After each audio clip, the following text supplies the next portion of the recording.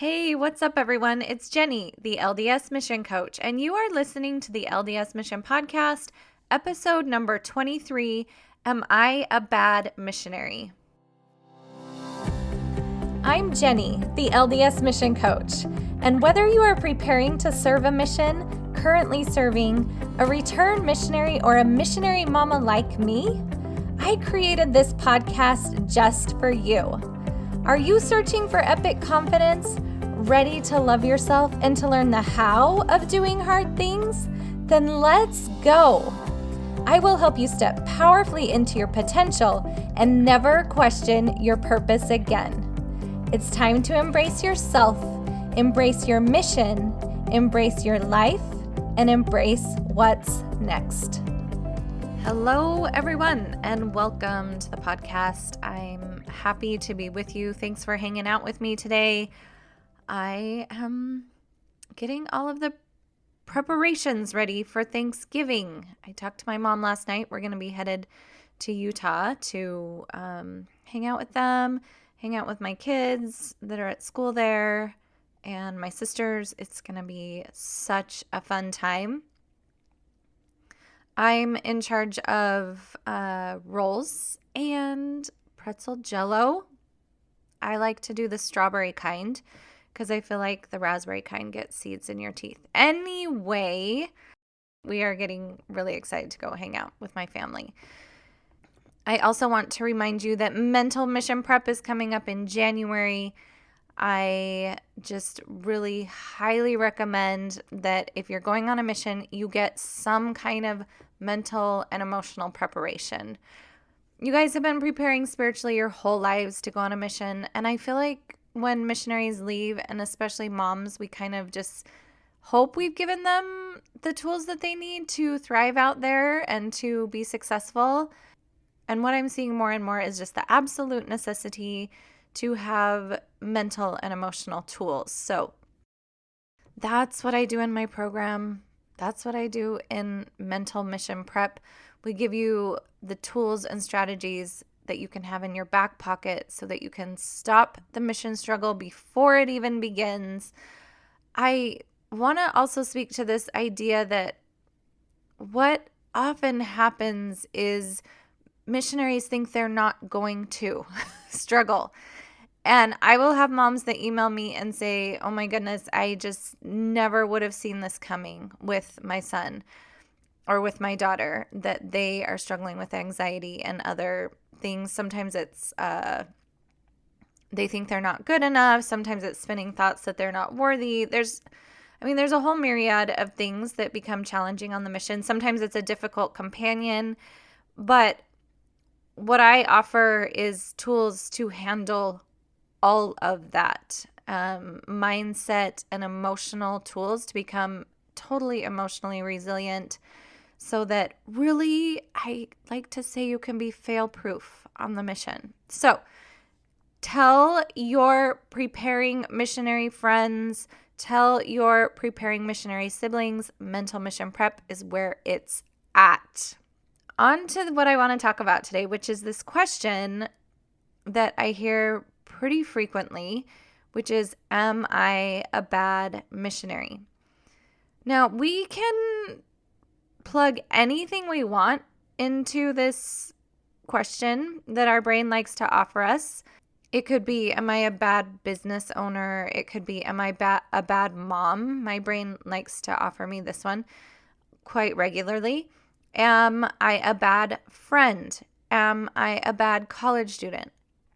And today I just want to dive into this idea, and we're going to kind of pick it apart.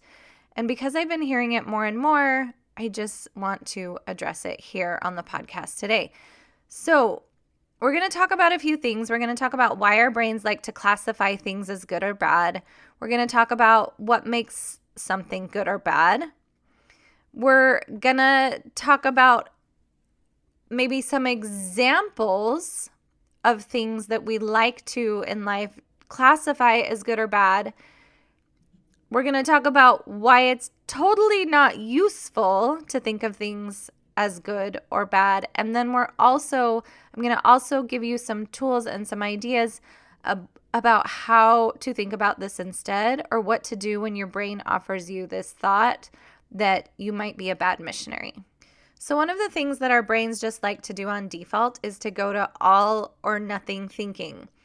And when I think of something being good or bad, it's just something that our brain likes to do because it makes it easier for that lower brain to compartmentalize things.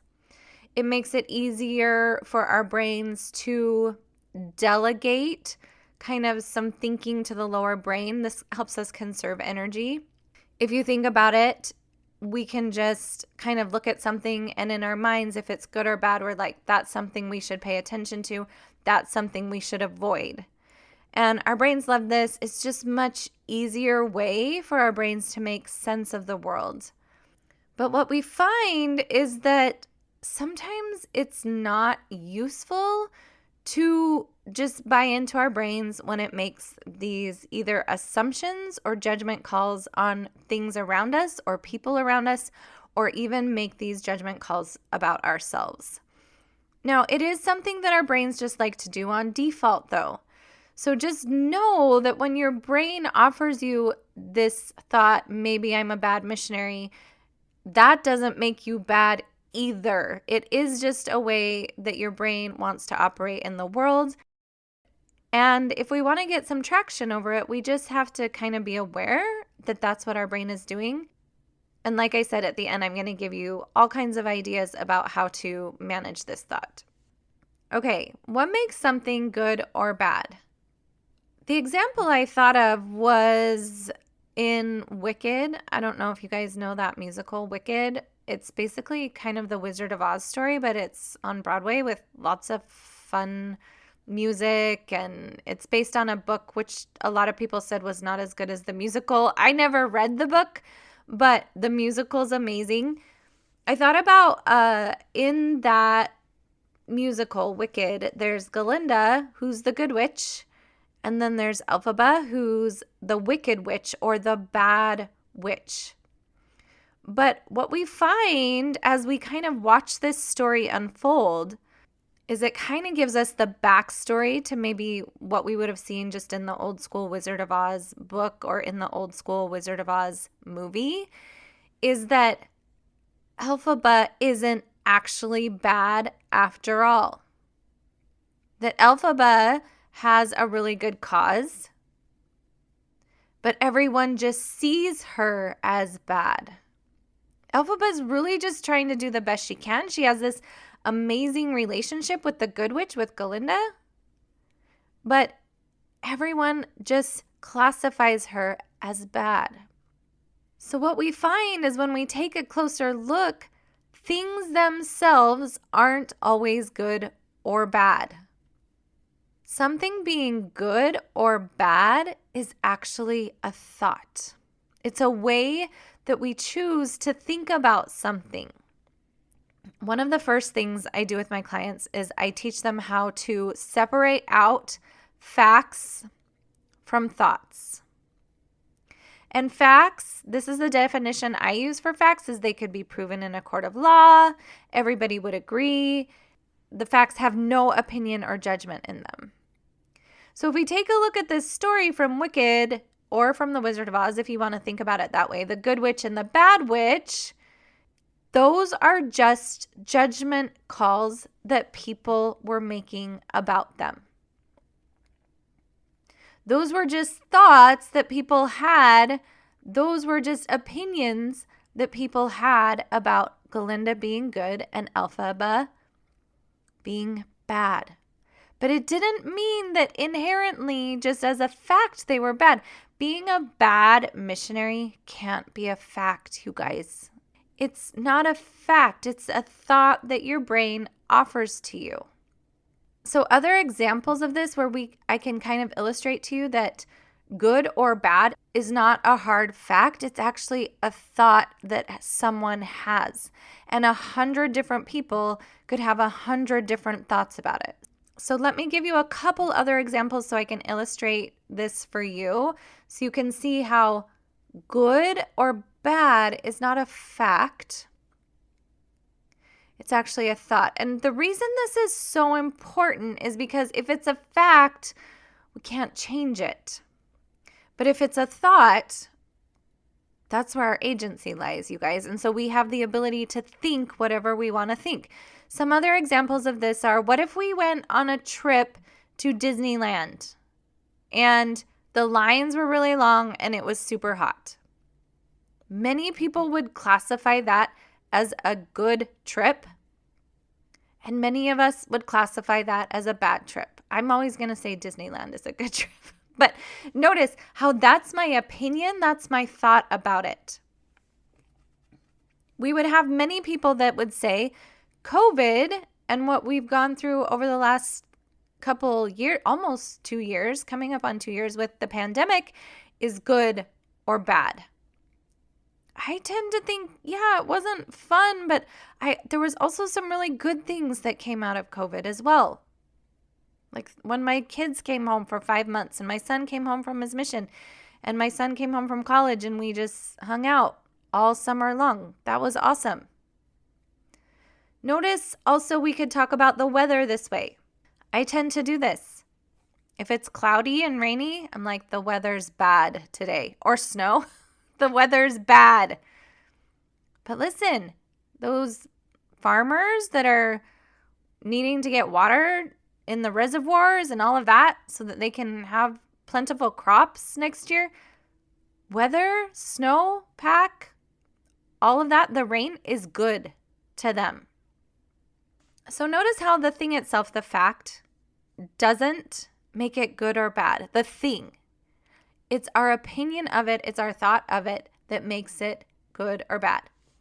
Here's more things that we tend to classify as good or bad. I want you to think about this and see if you've used good and bad in these other contexts that I'm going to share with you now. Negative emotion, right? We kind of think it's bad, but we're wrong about that. Negative emotion just is. What's true is negative emotion isn't good or bad. It just is. Coming home from your mission early. We have a lot of opinions about this, right? Whether it's good or bad. But just the coming home from your mission before the time you expected itself isn't good or bad. It's what we choose to think about that makes it good or bad. We sort of have this idea that when we struggle, that's bad. But you guys, I have the complete opposite opinion about this. I think struggle is good, actually. It happens to be the only time that we grow. In our society and in our lives, we talk about bad grades. We talk about bad thoughts. And the list that goes on and on and on and on of things that we classify as bad. Now, I don't want you guys to misunderstand me here. Sometimes we want to think of stuff as bad. Like stuff in the world that's not right, or that we feel like is unfair or unjust or unloving or uncaring. Of course, we're going to want to think about those things like they're bad. But maybe we don't want to apply this judgment to everything like our brains want to do. Our brains want to apply good and bad to everything. And I would suggest that, especially when it comes to other people's behavior, maybe when it comes to our judgments of ourselves, that classifying ourselves or other people as good or bad is not useful. And I'm going to tell you why. When we classify other people as good or bad, it separates us from them. So think about how you feel when you think he's just a bad missionary or a bad companion.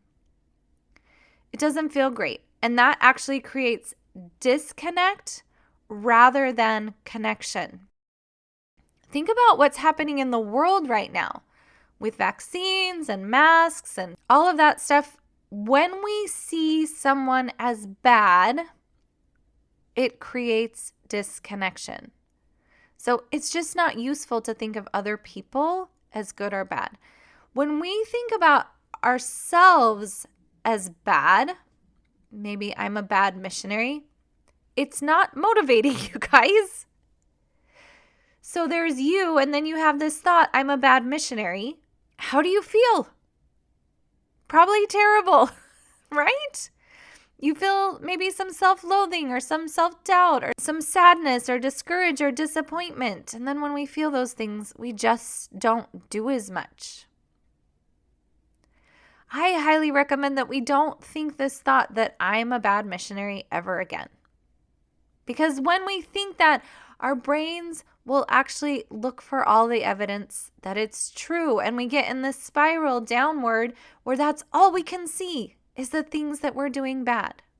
And as I've tried to illustrate to you, you are a fact. You just exist. You're just a human in the world. You are not good or bad on your own. You are the fact.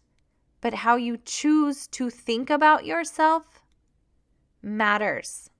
When we think that we are bad, a bad missionary, we also judge ourselves pretty harshly. We start, like I said, to look for everything that's wrong. And when we judge ourselves and start having these thoughts that we're bad, it doesn't create emotions that serve us. As often as possible, you guys, I encourage you to think thoughts that create emotions that are in line with the fruits of the Spirit. Compassion, abundance, peace, long-suffering, love. All of those fruits of the Spirit are what I encourage you to try to default to as much as possible. But you're going to have to be intentional. Remember, because your brain on default is going to look for all the bad stuff. It's fine. But as often as possible, think thoughts that create those feelings of peace, abundance, compassion, long-suffering. And when we think, I'm a bad missionary, those aren't fruits of the Spirit. Discouragement, frustration, overwhelm, sadness, discouragement. Last night I was on an Instagram live and the person that I was talking to asked me, what's the best advice you have for missionaries who are getting ready to leave? And I said, the best advice I have is that the same compassion that you preach to everyone, that you teach everyone that Jesus Christ has for you and Heavenly Father has for you, you need to have for you too.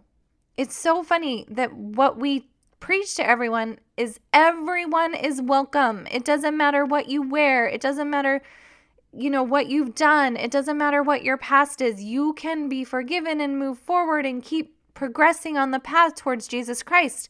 But then maybe we wake up 5 minutes past our alarm in the morning as a missionary and we're like, we're the worst. We're so bad. But what's true is you're just a human. You're just a human missionary, just like all of them, and offer yourself the same compassion that you are teaching to everyone else. That's where the fruits of the Spirit come in. That's when you will take your best action, is when it's fueled by fruits of the Spirit. When we make the thing bad, or someone else bad, or us bad, we lose access to what we want to think and feel on purpose. And I kind of mentioned this in the beginning, this is just what our brain does on default. And so it's going to delegate it to the lower brain, and then we just don't have to think about it again. We kind of abdicate our power over it when we're like, I'm just a bad missionary. Nothing I can do. We just think that thought. Our brain's like, okay, put that one away. Or, oh, they're just a bad companion. And it just puts it away. And we lose access to being able to think and feel on purpose what we want to think and feel. So what do we want to do instead?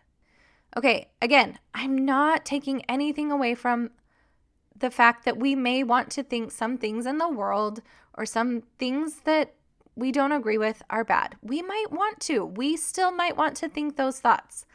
But what I want to ask you is to just be super aware and decide, is it useful for me to think about it this way? And you will know because of the emotion you feel when you think it. When you think I'm a bad missionary, how do you feel? That's how you know. If you feel terrible and sad and dejected and start judging yourself, it's not a thought that's useful to you. So listen, a word of warning, your brain is going to want to do this. It thinks it's protective. Remember, it's a way for your brain to make sense of the world. So don't feel bad for having this thought, I'm a bad missionary. You're going to probably have it. Again, I have it all the time, that I'm a bad mom, that I'm a bad business owner. I mean, it's just what our brain does on default. So again, that's where that compassion piece comes in. It's all totally fine. Just listen to the thought your brain offers you and decide what you want to think and feel instead. So here's a few things I want you to consider that I hope will help you with loosening this thought a little bit and maybe choosing on purpose to not think it. There's no such thing as good or bad thoughts or feelings. This is what I actually believe. There's just thoughts that your brain offers you, either to seek pleasure, avoid pain, or conserve energy. And there's feelings that you feel when you think those thoughts. None of them are good or none of them are bad. Maybe consider that we could start classifying these as human thoughts and human feelings. Also, maybe consider that opposition was always part of Heavenly Father's plan. Okay? There has to be opposition. Otherwise, we couldn't grow. Maybe consider that you aren't a bad missionary. Maybe consider that you are a human missionary. Heavenly Father could have sent robots to do missionary work, you guys. He could have, but he didn't. He sent you because he knew that you would have the heart and that you would have the thoughts and that you would maybe struggle a little bit. And it's all totally fine. That's where the good stuff is, you guys. So have compassion for yourself. You're on a mission, for heaven's sakes. Give yourself some compassion. You're allowed to, and you're actually supposed to, because of the plan, God's plan, have thoughts and feelings that don't feel so good. It's all part of your growth. So I hope this has helped you. Start separating out the facts from your thoughts. You are the fact. Your thought, I am a bad missionary, is just a thought. I would love to see us just completely remove the word bad from the vocabulary of us describing anybody that's on a mission or a missionary ever. For that matter, when we're describing humans or other human beings or other people. It's just not useful to do it. And if it was, I'd be like, okay, let's do that. That feels motivating, but it doesn't. It actually has the opposite effect. Okay? It's not actually true. So when your brain starts to offer it to you, like, hey, maybe you're a bad missionary, I would love it if you would just start talking back to your brain and tell it, listen, brain, thanks for the warning. I see what you're trying to do here, but there's just no such thing. Okay, I hope you all have the most amazing week. Happy Thanksgiving to every single one of you. I will talk to you next Friday. Take care. Thank you so much for listening to the podcast today. If you want to learn more about what I do, you can go to jennydildine.com or just come hang out with me on Instagram at jenny.theldsmissioncoach. And Jenny is spelled with an I-E. Remember, no matter which part of the mission experience that you are involved in, just know that Jenny, the LDS Mission Coach, is thinking about you every single day.